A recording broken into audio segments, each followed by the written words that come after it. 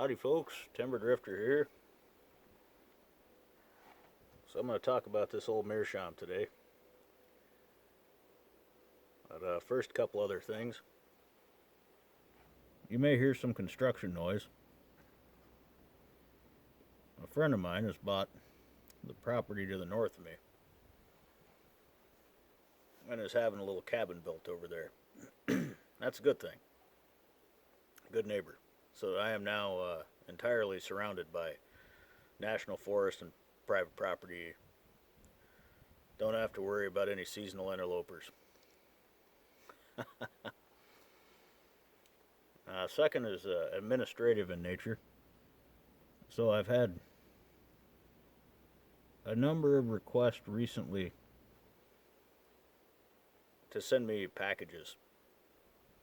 And I haven't been accepting packages for some time. And I'm not going to be for the foreseeable future. I appreciate the generosity. I have plenty of tobacco, plenty of pipes. The community has been very generous with me, as well as I've been collecting and stockpiling for a while. What it comes down to is I'm not the only person that lives at this address. So it is a security risk for me to give that address up without being able to properly vet people. That's nothing personal. You might take it that way, but I don't mean it that way. I'm just across the board not accepting any packages. Now that is not in the spirit of generosity of the YTPC, but I've been at this for a while, and that's where my line in the sand is these days. So, I mean no offense, don't take it personal. And if you're gonna send me something, send it to somebody who just got started, right? Somebody who hasn't tried a lot of stuff yet. That would be what I would ask. So,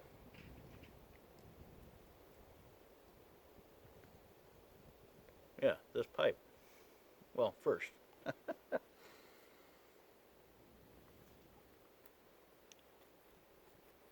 I'm gonna have a beer.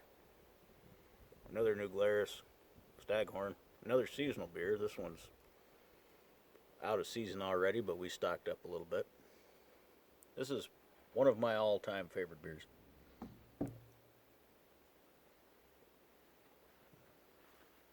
Where's my beer opener? Well, 4570 shell works.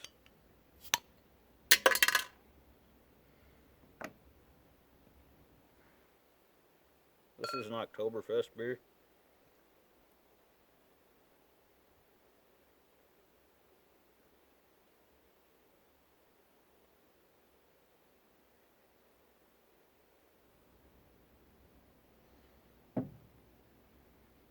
Ain't that pretty? And what I'm up to here is I'm shelling some acorns. Red oak acorns that I've dried out to eat. You can tell from the color of them they've been dried out.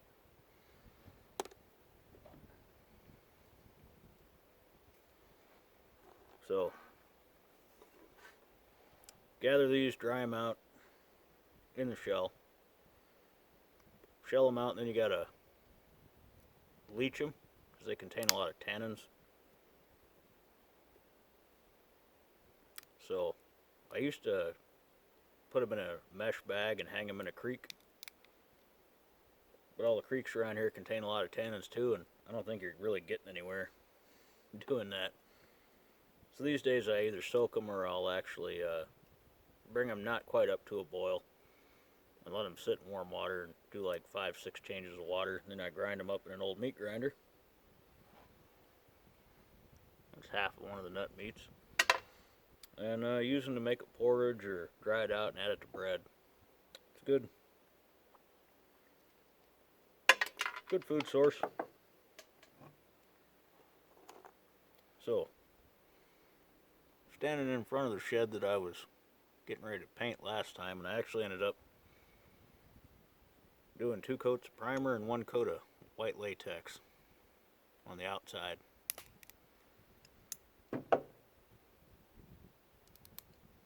So it's all ready for winter now.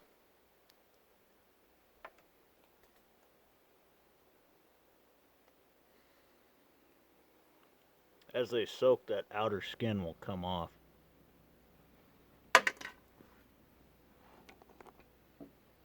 So the story of this pipe. In two,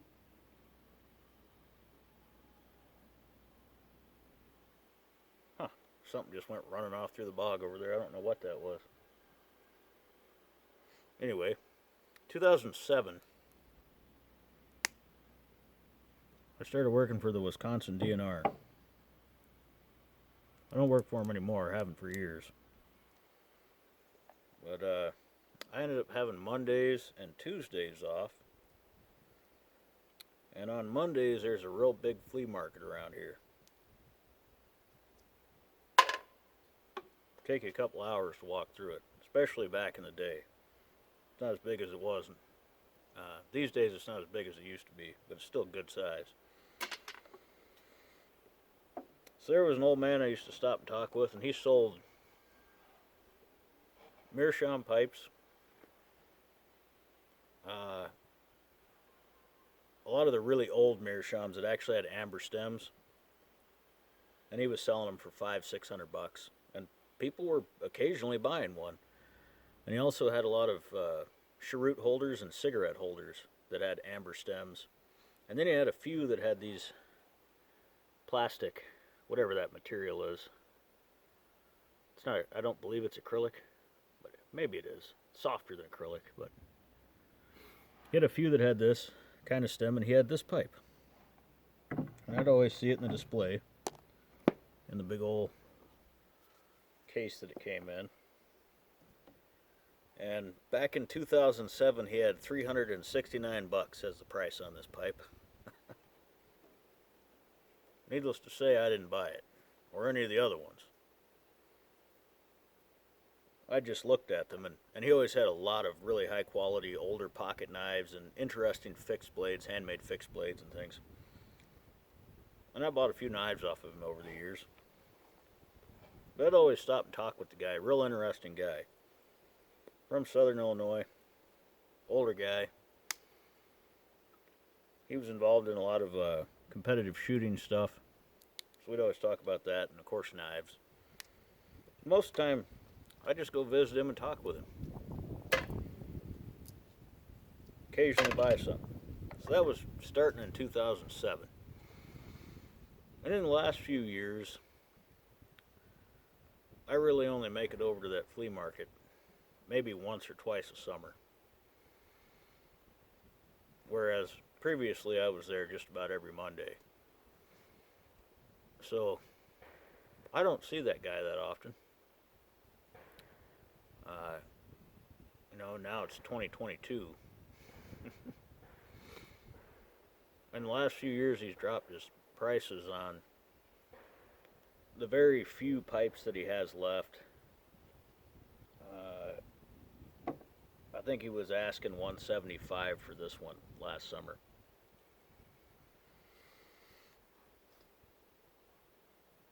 And so I hadn't seen, I don't think I saw him in 2020, or maybe even not even 2021. But last summer when I made it over there, I walked up to his table and he recognized me right away. And first thing he said, didn't even say hi, he just said, I'm getting too old to keep doing this shit. You gonna buy that pipe or not?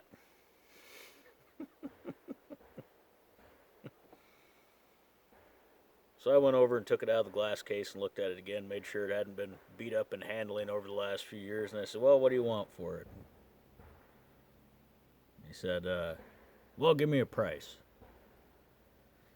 So I won't share the dealings because I paid too much for this pipe. I didn't pay the $175 he was asking, but I paid too much for it. But I had it at the time. And who knows if I'll see that guy again. So I bought the pipe and I bought a pocket knife off of him and stood there and chatted with him for, probably 25 minutes, half an hour, talking about all kinds of things. And he's way up in his 80s now. Has a hard time standing up. His mind is still clear, but don't know how long he's going to keep doing that. So After all these years, he finally caught me on the right day with some cash in my pocket. So this pipe's been a long time coming. Some interesting things about this pipe. He said he's had it for at least 30, maybe 35 years. It had been very lightly smoked, maybe only once or twice. It's so lightweight, even now that I've been smoking it for months. It's so lightweight it barely feels like my hand barely detects that it's holding something. And as I've shown before, this gorgeous stem that looks like black tea when you first pour cream into it. It's kind of almost an apricot color. Beautiful stem, and the bit is a proper bit. It's not overly thick. And the pipe is developing some color, you can see that, I think. And it does have, as Doug Owen pointed out when I showed it on another video, you can see light between the claws. And I like that it's relief carved in this area also, so you can see I don't know if it picks it up on camera, but you can see the division there. Anyway, it's a fairly well carved pipe.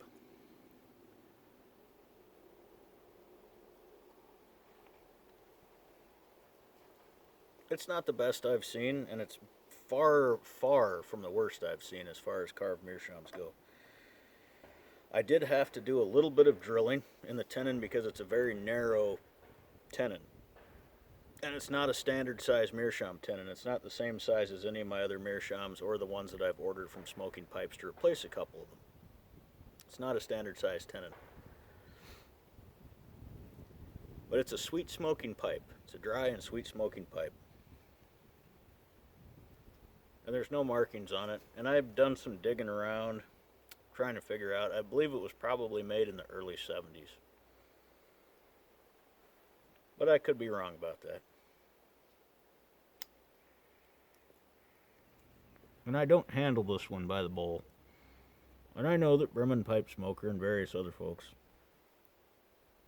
say that you can do that and clean them off, but even if I have clean hands, I tend to leave fingerprints on meerschaum that don't wash off, even if you wash them and re-wax them. Now, some of my meerschaums aren't like that. This one, that was a gift to me from my friend Brad out in Rhode Island. This is a 9mm filter, and I can handle this one. This is a real dense piece of meerschaum. And I can handle that one. Don't leave any fingerprints on it. But this one, which I've had for, I don't know, a dozen years probably. I don't know if you can see it or not, but it's got fingerprints on it. They don't come off. Doesn't matter what you do. Doesn't really matter to me. It's one of my favorite little Virginia flake smoking pipes there. And another one I've had since 2004. I've shown this one before a number of times. I replaced the tenon in this a while back.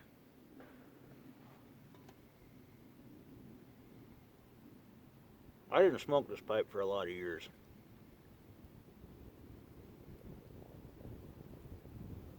Because this area in the pipe got too scratched up running pipe cleaners down it.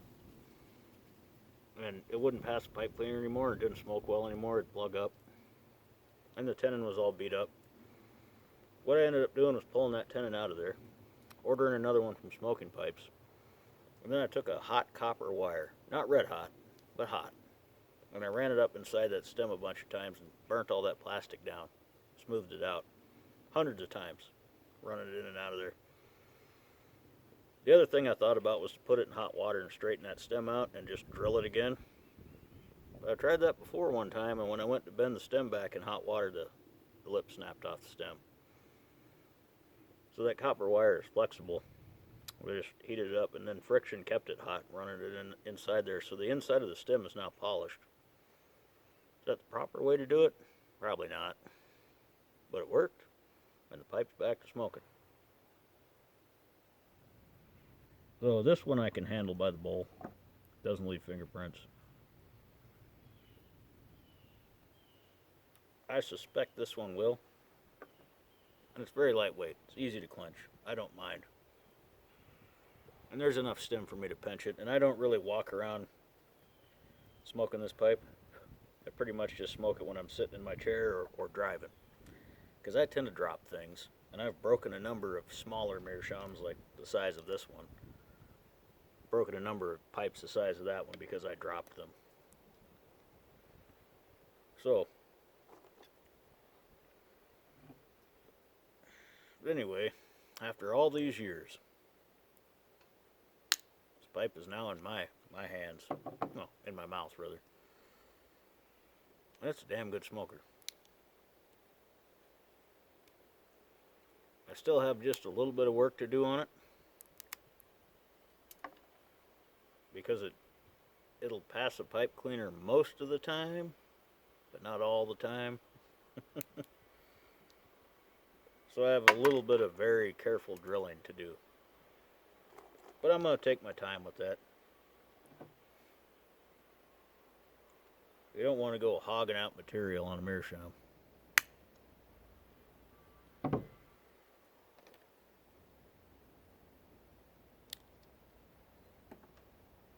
So this is a neat pipe anyway. And it's got a story and a personal history with me. And an old guy that I've had a lot of conversations with over the years.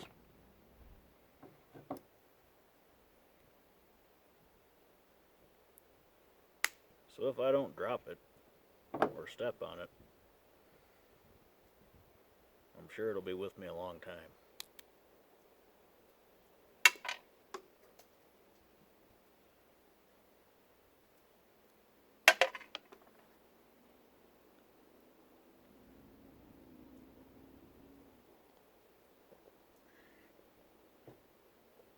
That's good beer. So we're still having just excellent weather. I don't need to be wearing this wool vest. It was chilly this morning, but it's almost too warm now.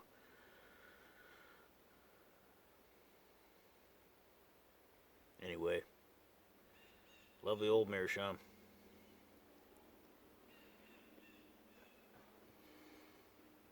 Smoking some Orion's Arrow in it. I'll try to stick it to 20 minutes. So, a number of people have asked about Orion's Arrow too, so just quick, I'll say again. It's a nearly equal mixture of Turkish Flake, Perique, Red Virginia, and Bright Virginia Ribbon. I detect no flavorings in this tobacco at all. It's just straight up tobacco flavor, with occasionally a little bit of that incense flavor, or incense-like flavor from the Orientals, and a little bit of a pleasant sharpness. And then you have the Perique there, which isn't it's not the plummy variety of Perique. It's the kind of sharper, mustier Perique, like what you find in Haunted Bookshop.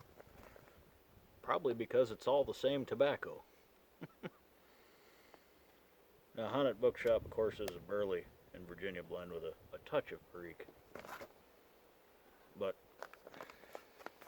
I mean, these are my two main blends these days when it comes to loose cut tobacco. I have others that are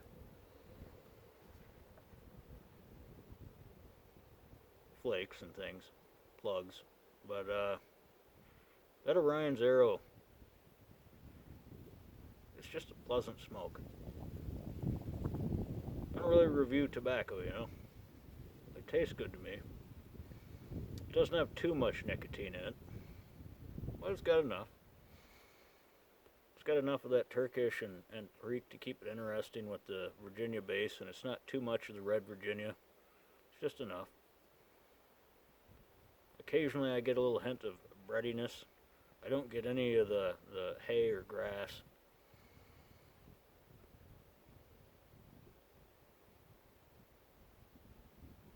Just real clean smoking tobacco.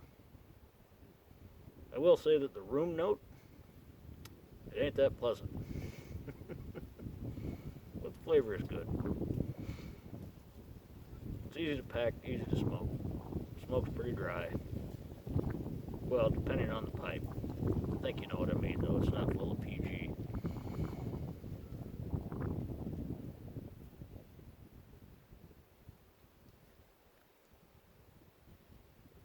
Well, anyway. Hope y'all are doing well. Hope you're having a nice Halloween, or had one by the time you see this video.